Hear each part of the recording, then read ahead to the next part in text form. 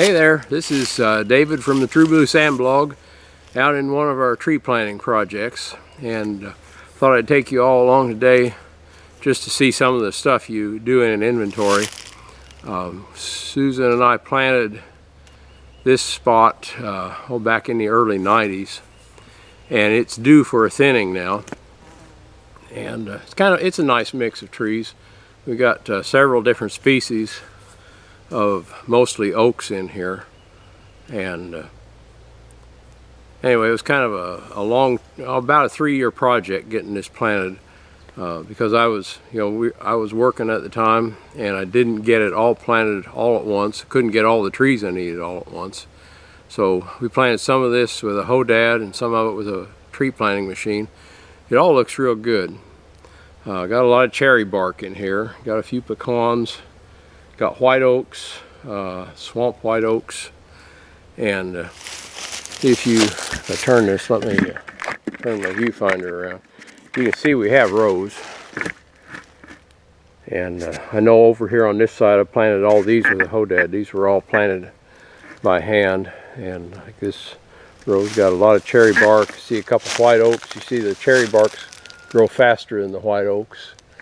And right over there you see a forked catalpa tree. So we have volunteers, and what we'll be looking at in here, we're looking for basal area. That's the square feet of stem per acre. We want to know that. We want to know, the size of the trees, how many board feet we have right now. As the trees hit 10 inches, you start calling them saw logs, and you start giving them board foot volume.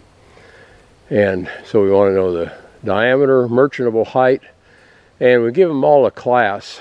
Like that tree right there. Let me get my glasses on so I can see what I'm looking at in the viewfinder here.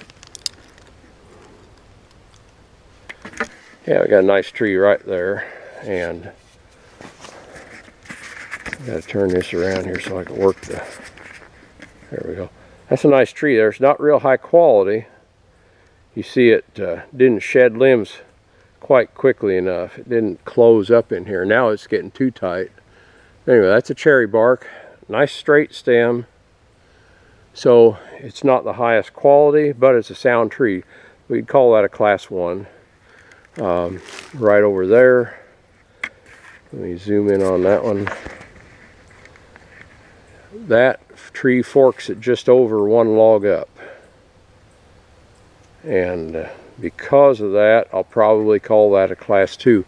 What I'm looking for on my inventory here, and you can structure the way you do your inventory for the information you need.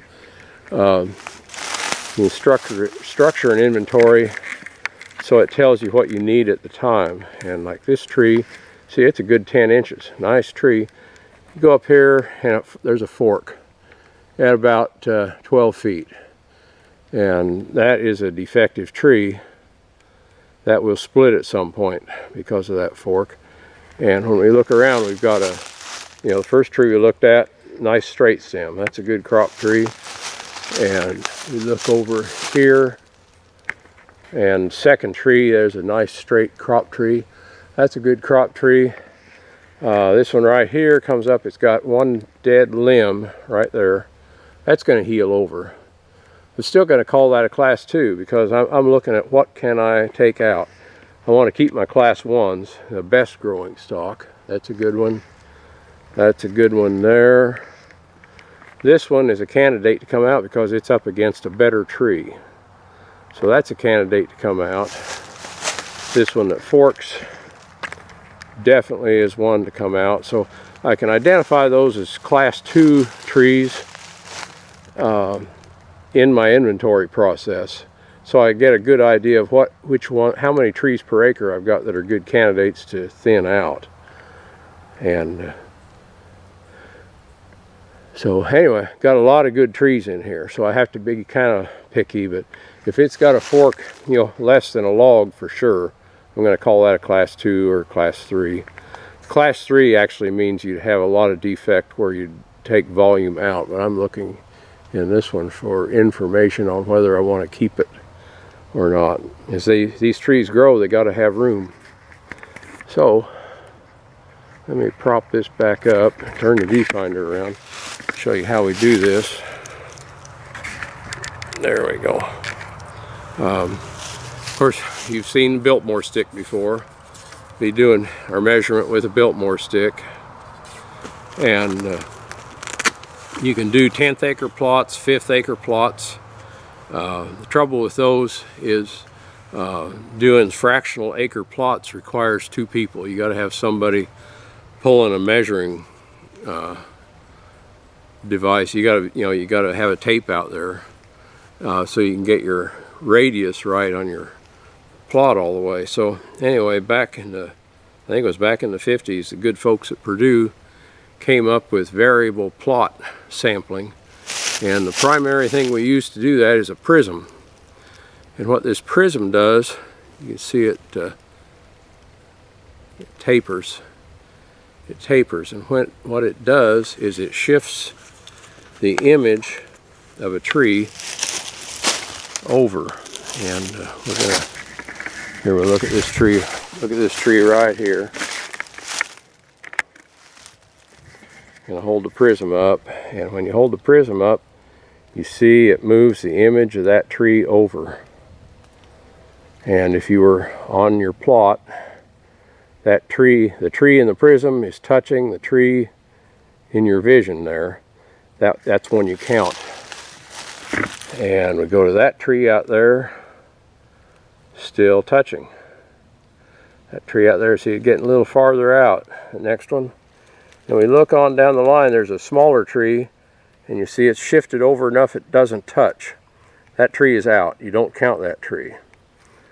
And let me see if I shift over there. Let me see. That one's still touching. That tree would count in a plot. That one would count. That one would count. That one would count. But you see that little white oak there? Little white oak does not touch. That tree's out. The next little white oak, it doesn't touch. That tree's out. So anyway, what this does, it's using some geometry. It's using statistics. It's using probability.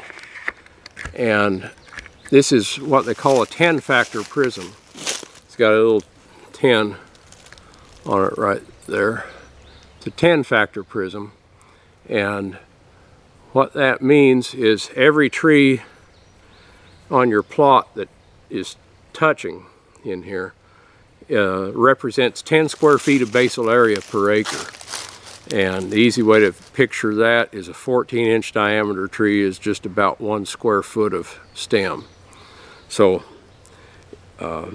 if I am in a stand of just 14-inch trees, every 14-inch tree would represent 10 foot of stem per acre when I do that plot. So if I had 10, that would represent 100 square feet per acre.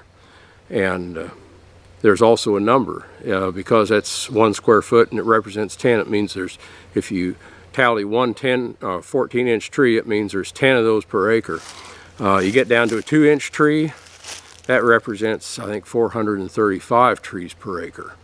So the smaller trees have to be closer to you to be caught by that. The larger a tree is, the farther away it can be. Anyway, those people at Purdue figured out a bunch of, some formulas for every size tree back then, and it made it possible for you to go out with one of these and do an inventory by yourself. And what I do when I'm going through the woods, I pace to my plot. I lay out how many plots I want. Get to my pacing I want. I stop right there and put a stick in the ground. That's going to be the center of my plot. And when you do a plot with one of these, the angle is right here in this thing. So when you're doing your plot, the prism has to be over the center of that plot for it to be right.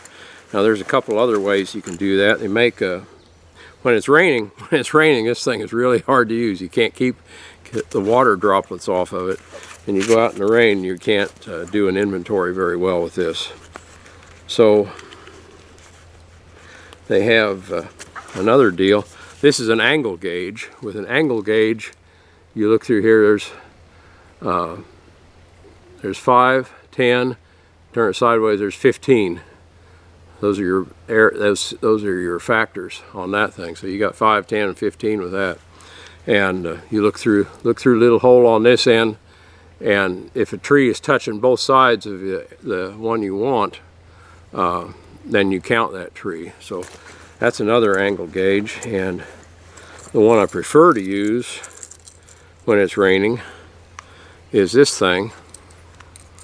Let me get it right here. This is you put this thing right in your teeth, hold that out from your face with that chain in your teeth, and the top one shows you 5 square feet of stem per tree, the middle one's a 10 factor, and bottom one's 20.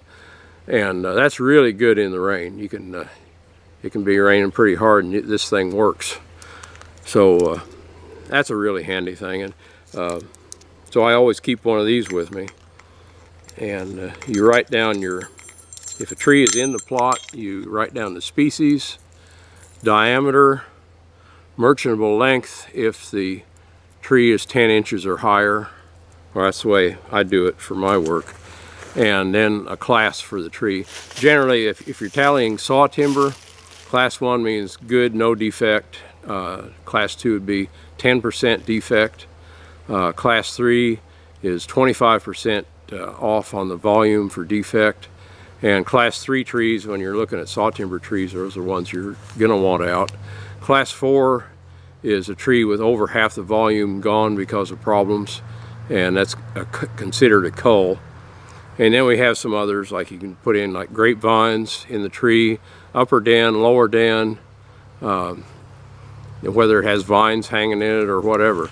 And class 7 is a standing dead tree, and that's information you may need. So anyway, generally class 1, 2, 3, and 4, and you got all these other classes, and I'll just make a note what one it is, and then because I don't try to remember all of those numbers anymore. And anyway, and generally in a 40-acre patch of woods, if it's all pretty homogeneous, I would do 9 plots in there. I go in 5 chains from the corner each way, and then go 5 chains between plots, and jump over 5 chains and do 3 up that back up the other way, jog over another 5 and do 3 more plots, and get 9 in a 40. If you have more than one stand in that 40, a stand is a set of trees that's fairly homogeneous, that can be treated as one unit.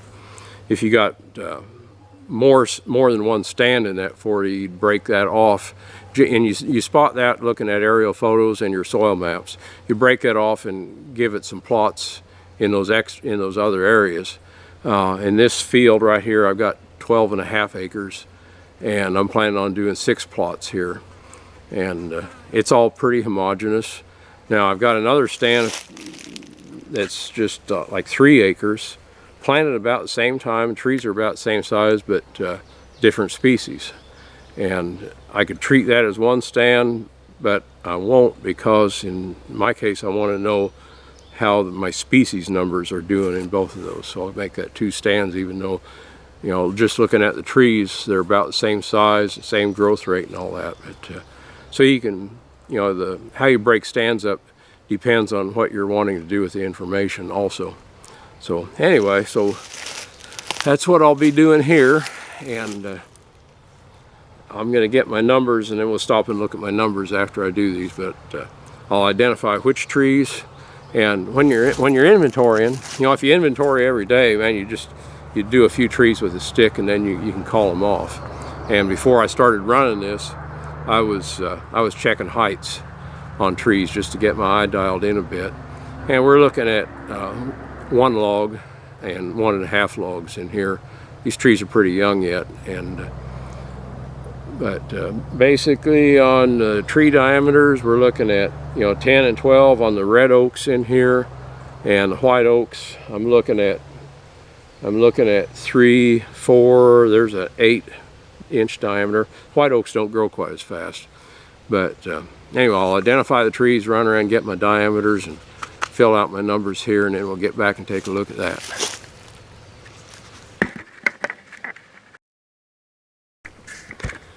Okay, I got my first plot numbers, and what we've come up with, I've got 13 trees that tallied here.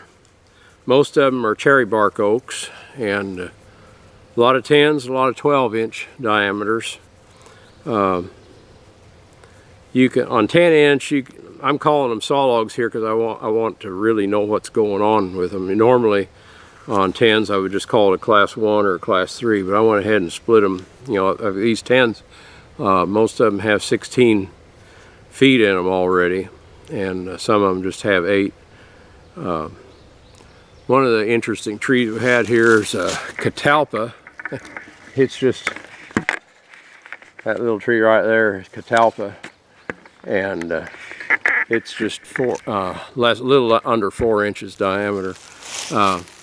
When we tally these, the program I use is ancient nowadays. It was designed back in the 1980s by George Gertner up at University of Illinois, and that was back before computers had a mouse on them. So the program I use, you've got to use your arrow keys to move the cursor around on the page. You got to have an old computer to do that. But anyway, you see the codes there, QUFP, that stands for Quercus falcata variety pagodafolia, and that was while cherry bark was considered a variation off of southern red oak, and now it's just Quercus falcata. But that shows the age of this. Anyways, QUFP, and you see the CABI. CA is short for catalpa. Catalpa is the genus, and the reason I have BI after that, I use Catalpa bignonioides for the species, because that's southern catalpa. But northern catalpa, which is mostly what you'll run into here in Illinois, is Catalpa speciosa, so it'd be CASP. Well, if you put down CASP, the computer reads that as Caria species or hickory. So anyway, when you run into a catalpa, we always call it a CABI instead of a CASP. QUMA, that's Quercus macrocarpa. A lot of QUFPs there. Must have got a good bundle of those. Anyway, so one thing I forgot to mention when we were using this prism, I mentioned that you hold this over the center of the plot. The angle splits at the prism. When you use these other gizmos, when you use one of these angle gauges like this, the angle splits at your eye. So if you're using one of these things, you put your eye over the center of that plot. And there's some things you got to remember about that. You'll see a nice tree, you say, boy, I'd like to have that tree in the plot, but it's not quite there, and you want to lean over. You don't do that. That's cheating. You don't lean over. You're going to screw up your statistics if you do that. I've seen guys do that. Anyway, you'll have a tree that's where you can't see it because there's a tree between you and it. And in that case, you move laterally. You move one way or the other. Keep the distance the same, but you move sideways off the center of that plot to see if a tree, if a tree is in or not. And if it's up or downhill, you can rotate your prism. It won't work with this thing, but with a prism you can rotate it to make up for the distance because of the slope. And in most of the upland timber in Illinois and bottomland timber, you don't have a lot of that. If you're on a C or D slope in Illinois, you'll rotate the prism to get the distance right. But you really want to watch the center of that plot and try to keep it right, because you want good numbers when you're doing these. And this is just strictly for making management decisions. It's not for making monetary decisions. It's just how many square feet of stem do I have, and how many of those stems are good, how many stems will I want to get rid of. And what you're looking at, 13 trees, that's 130 square feet of stem on an upland site. So that's getting pretty thick. I know by looking at that, those trees are slowing down a little bit now. They grew fast for a long time, and they've just tightened up. You know, they're losing their lower limbs now, and some of them should have lost their lower limbs sooner. But overall, most of them have a pretty good looking stem. So anyway, that's kind of the process you run through on a plot. Now I'm going to put everything away here and march 5 chains off and do another plot center there, and be doing this 5 more times to get the plots I want in here. So that's kind of the process. And if you take a forest inventory course, they'll make your head spin with all the statistics and stuff they do. And I took that course when? I took that course back in, it would have been 1972. That's going back a ways.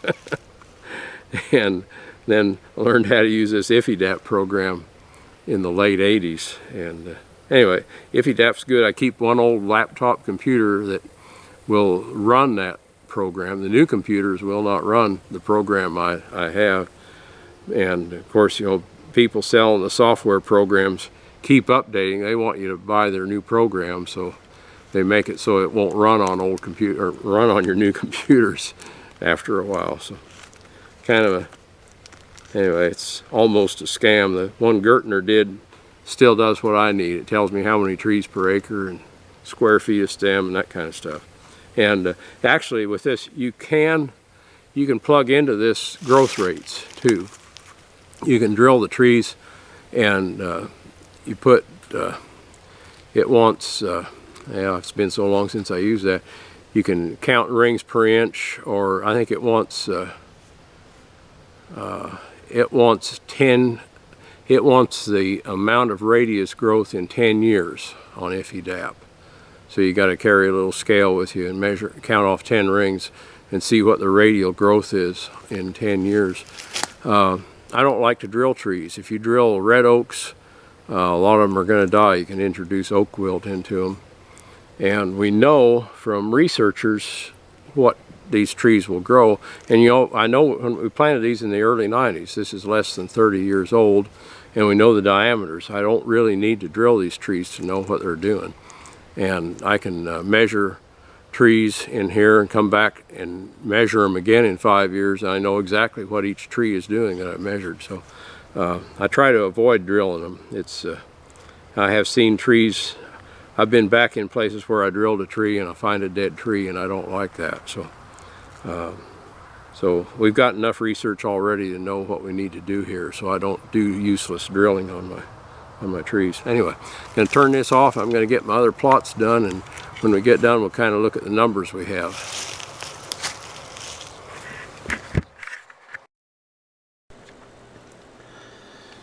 Well, here we are in front of my old computer. I've got IffyDap fired up here and ready to start putting in plots. I've already put in the information for this, the location information for this plot. Anyway, this is just a little 1 acre stand. So you can see there, I've got the, oh, focus up there, baby. Went out of focus. Anyway, you see I've got the plot numbers.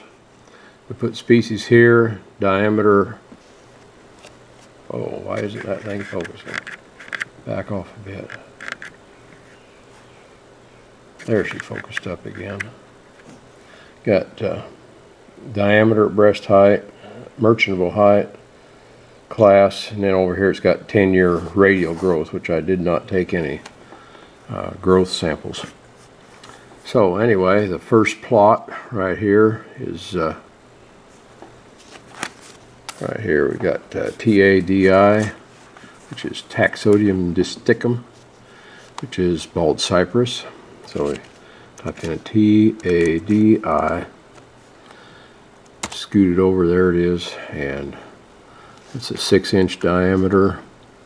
Because it's not a saw log yet, we can skip height and just go to class, and I've got class 1, so that was a good tree. Scoot down, there we got those in.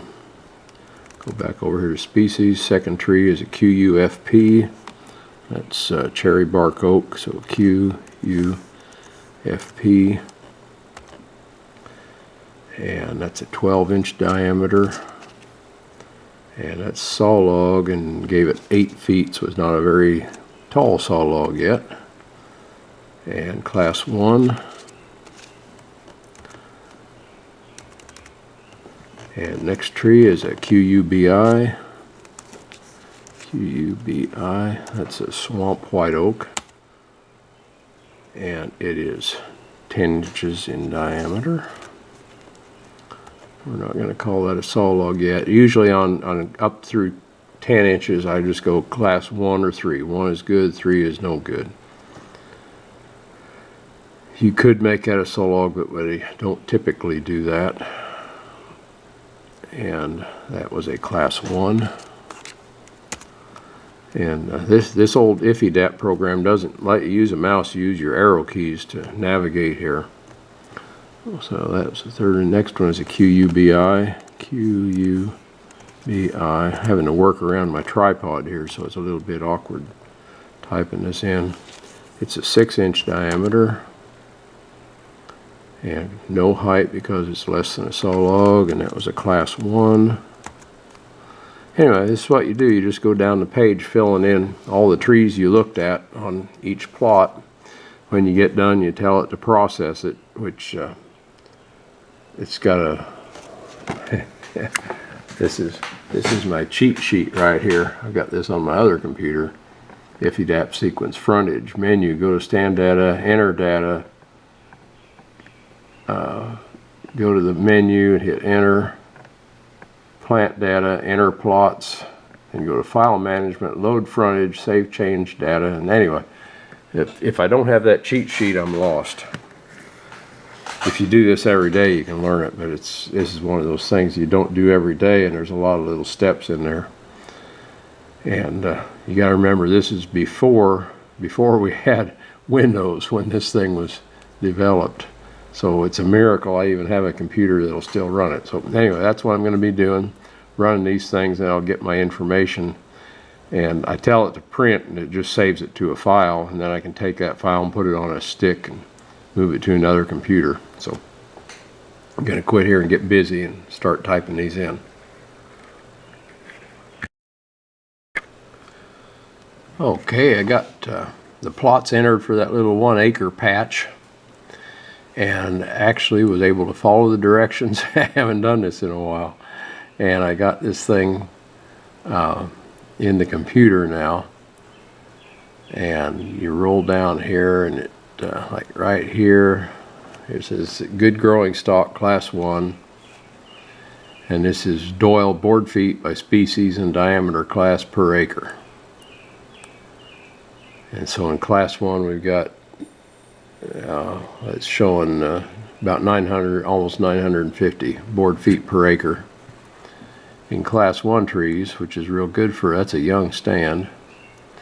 And in class 2 we get around about almost 220. And of course the class 3s, there wasn't any saw timber in class 3. And you come down here is total stand summary. This is the real meat of the issue. So we've got like there's shell bark hickory right there, black walnut, swamp white oak, cherry bark oak, pin oak, and bald cypress. And here we see the average diameter of those trees. And remember, these are trees Susan and I planted, so they're not very old. But like the shell bark hickories, they're averaging 6. Now that was the only tree sampled, but it's showing 17 per acre based on the sampling. I don't think there's 17 in that 1 acre, but anyway, that's what statistics will do for you. Walnut, there's a little patch of walnut. There's a little piece of high ground in that field where there's a patch of walnut growing on that. So again, these are statistics from those plots. And swamp white oak, it's showing about 80 per acre. Cherry bark oak, about 21 trees per acre. Pin oak, 88 per acre. Bald cypress, about 175 per acre. And it's showing a total of 420 trees per acre. It's probably pretty close. and basal area per acre and volume per acre. Anyway, so we've got a total of about 100 square feet per acre, and typically you want to thin down to around 70 square feet per acre. So you're looking at needing to take out 30 square feet of stem per acre in here. And you roll on down here and look at numbers. Good growing stock. We've got, in good growing stock, we've got about 80 swamp white oaks, 21 cherry barks, 80 pin oaks, 100 bald cypresses. Number of good trees in good growing stock is 335 trees. Now if you go on a 30 by 30 spacing, you can select 50 crop trees per acre, and that's rather than try to select tree by tree, that's what you do. You pick out one good tree, thin around that, and then move an appropriate spacing. And I'm looking for about 40 to 50 trees. 50 trees per acre would be a 30 by 30. So you find one good tree, open up around it by cutting trees around it, move 30 feet, pick another good tree. And you can get real close. You're looking for 40 to 50 good trees per acre to thin around. And we've got a good, you look at your numbers there, we got a lot of pin oaks. Cherry bark oak will be more valuable in the future. Swamp white oak's not going to be terribly valuable, but it's a nice, really good blocking tree and good wildlife tree. Walnuts possibly could be valuable in the future.